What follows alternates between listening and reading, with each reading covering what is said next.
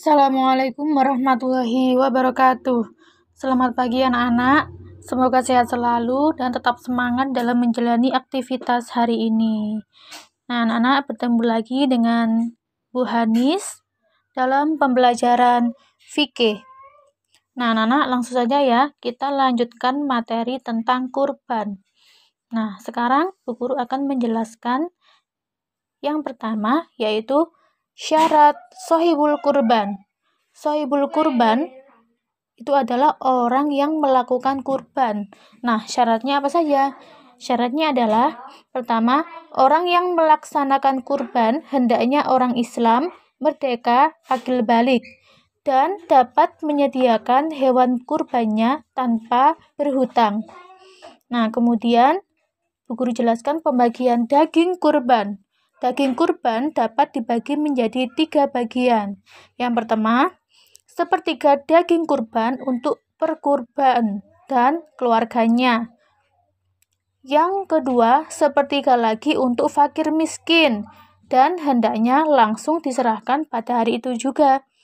Yang ketiga, sepertiga sisanya dapat disimpan dan dikeringkan untuk sewaktu diberikan kepada orang-orang yang sangat membutuhkan.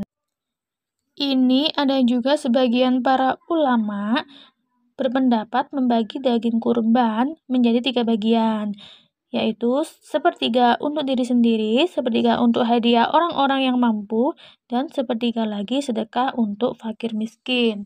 Nah, anak-anak, kemudian hikmah disyariatkannya berkurban adalah, nah ini hikmahnya, menjadi bukti ketaatan seseorang kepada Allah sebagai tanda syukur atas rezeki yang telah diterima dari Allah, mencegah sikap tamak dan rakus, menunjukkan rasa belas kasih kepada sesama, menjembatani kesenjangan sosial dan ekonomi antara orang kaya dan orang miskin, melatih semangat berkurban untuk kepentingan orang lain dalam kehidupan sehari-hari.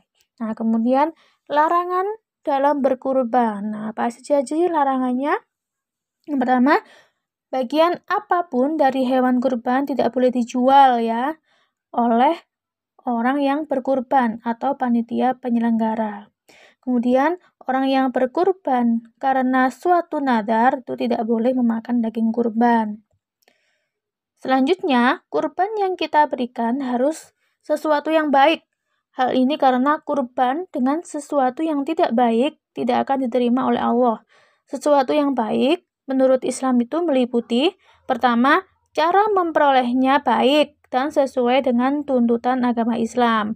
Kedua, baik wujud bendanya, serta baik cara penggunaannya. Nah, kemudian larangan mencukur rambut dan memotong kuku bagi sohibul kurban. Nah, bagi yang berkurban itu dilarang mencukur rambut dan memotong kuku ya. Bagi orang yang berniat untuk berkurban, maka semenjak masuk 10 hari pertama bulan Zulhijjah, ia dilarang memotong rambut dan kukunya hingga datang waktu berkurban. Nah, ini berdasarkan hadis yang diriwayatkan oleh Muslim dalam sahihnya dari Ummu Salamah. Nah, yang artinya, jika kalian telah menyaksikan hilal Zulhijjah, maksudnya telah memasuki 1 Zulhijjah, dan kalian ingin berkurban, maka hendaknya sohibul kurban membiarkan, artinya tidak memotong rambut dan kukunya. Nah, kemudian, ini ada tata cara penyembelihan hewan kurban. Apa saja sih tata caranya? Nah, alat penyembelihan harus tajam, ya. Boleh menggunakan segala jenis senjata tajam, kecuali gigi, kuku, dan tulang. Nah, itu ya anak-anak ya.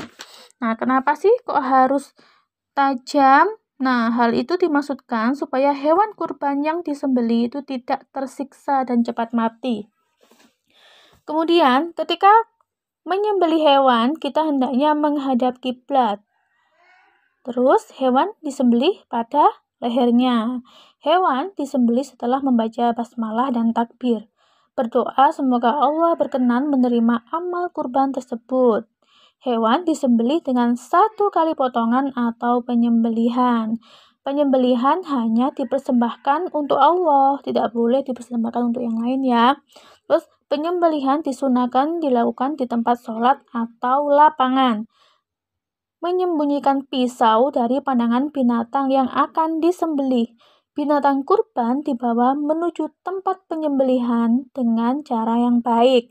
Menjauhkan binatang yang belum disembelih dari hewan yang sudah mati. Disunahkan bagi yang bisa menyembelih agar menyembelih sendiri hewan kurbannya. Membaringkan sembelihan dan meletakkan kaki di atas bagian dekat dengan leher. Nah, itu tata caranya. Ya.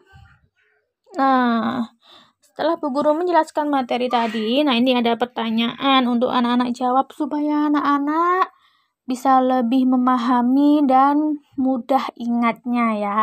Pertanyaan pertama, daging kurban dapat dibagi menjadi 3 bagian. Sebutkan. Yang kedua, tulislah tata cara penyembelihan hewan kurban. Yang ketiga, sebutkan 3 larangan dalam berkurban. Nah, seperti biasa, pertanyaan dan jawabannya ditulis di buku tulis, kemudian dikirim ke link grup tugas yang guru bagikan ke anak-anak ya. Demikian ya anak-anak, semoga anak-anak memahami dan bermanfaat ilmunya. Wassalamualaikum warahmatullahi wabarakatuh.